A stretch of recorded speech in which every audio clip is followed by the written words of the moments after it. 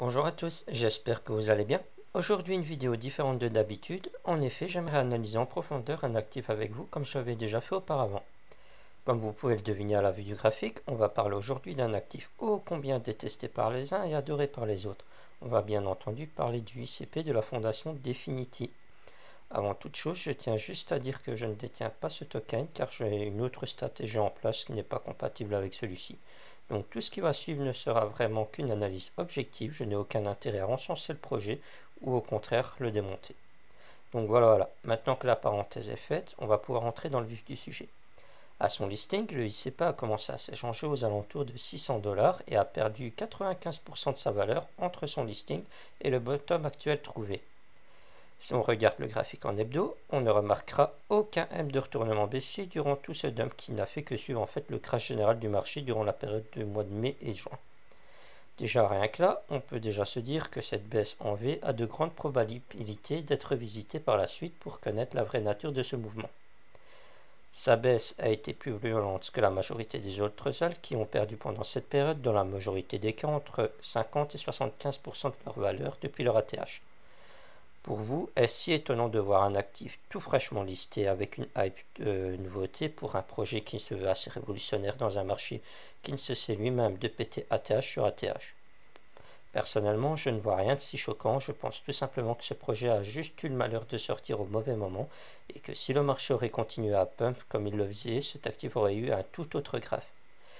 Quoi qu'il en soit, depuis le bottom actuel, nous avons eu droit à un W de retournement haussier juste ici. Ce W a fait remonter le cours jusqu'à buter sur les 0.382 de Fibonacci logarithmique de toute la baisse.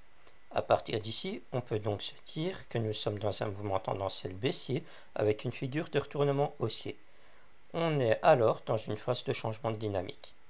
Depuis qu'on a buté sur ces 0.382, on a certes baissé de nouveau, mais toujours aucun signe de M de retournement baissier. Ce qui veut donc dire que la dynamique haussière du W reste toujours d'actualité jusqu'à invalidation de celui-ci. Maintenant, si on place un Fibonacci du bottom trouvé jusqu'à son nouveau top, on peut remarquer qu'on a à chaque fois descendu jusque dans la zone de rechargement d'achat et qu'à chaque fois c'est ravalé. Les mèches sont tout le temps clôturées au-dessus de cette zone de rechargement d'achat. En plus, on peut aussi remarquer qu'en fait on est simplement en train de faire un pullback sur la cassure haussière de ce petit W ici. Donc les probabilités d'une hausse sont quand même assez conséquentes. Maintenant, donc d'un point de vue technique, on pourrait dire qu'il y a deux points d'achat qui sont intéressants pour nous. Soit on peut déjà acheter ici, puisqu'on est en fait simplement sur un pullback, ou alors on pourrait acheter la cassure de ce mouvement ici. Ainsi, on aurait un double W qui casserait en bonus les 0.38 de logarithmique de toute la baisse, et ce qui montrait donc qu'on serait dans un mouvement de retournement haussier, qui est lui-même dans un mouvement tendanciel haussier, puisqu'on aurait cassé les 0.382. Maintenant, si on regarde d'un point de vue fondamental, on peut remarquer que le projet reste toujours actif et en développement, ce qui est donc très positif. On peut aussi aller voir sur leur site qu'ils ont déjà énormément de cas pratiques dans leur projet et qui en plus fonctionnent. Vous avez par exemple un service d'hébergement web décentralisé qui permet de créer votre site, vous avez un Reddit et un LinkedIn décentralisé, ou encore un service de messagerie instantanée lui aussi décentralisé. Donc on ne peut pas vraiment dire que ce projet est basé sur des promesses faites dans le vent, il y a déjà des bases très solides et comme je le disais précédemment, ce projet reste actif et est toujours en développement constant.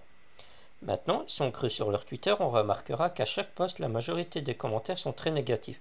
Quasi tout le monde râle de voir que le prix s'est déprécié, ce qui a fait perdre énormément d'argent à beaucoup de malheureux. Du coup, comme ils voient leur portefeuille partir en fumée, ils estiment que le projet est mort ou n'est rien d'autre qu'un scam.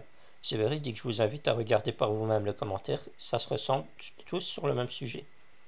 On peut donc spéculer que les gens ont capitulé et ne croient plus du tout à ce projet. Et c'est justement quand la majorité capitule qu'il est le moment opportun pour investir. N'oubliez jamais, un bon investisseur achète toujours à prix cassé quand plus personne ne croit en un actif et revendra celui-ci quand la hype reviendra avec des prix qui vont de nouveau pump à cause du phénomène de FOMO. Maintenant, si on regarde le classement de la capitalisation de cet actif, on remarquera qu'il est derrière des projets comme le Shiba, le Bitcoin Cash ou encore le Litecoin.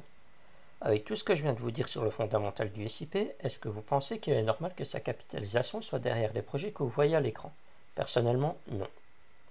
Voilà, on va s'arrêter là pour ce projet, je pense qu'on a bien fait le tour de celui-ci et j'espère que cette analyse vous aura aidé pour vos décisions futures ou au moins vous aura appris 2-3 petites choses.